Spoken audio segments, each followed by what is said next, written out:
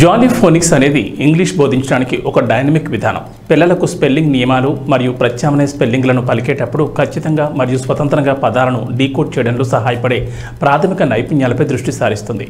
నాగర్ కర్నూలు జిల్లాలోని అన్ని ప్రభుత్వ పాఠశాలలకు చెందిన 580 మందికి పైగా ప్రాథమిక ఉపాధ్యాయులు కార్యక్రమాల్లో చురుగ్గా పాల్గొని మెథడాలజీలపై పట్టు సాధించడం ద్వారా తమ ఉత్సాహాన్ని ప్రదర్శించారు.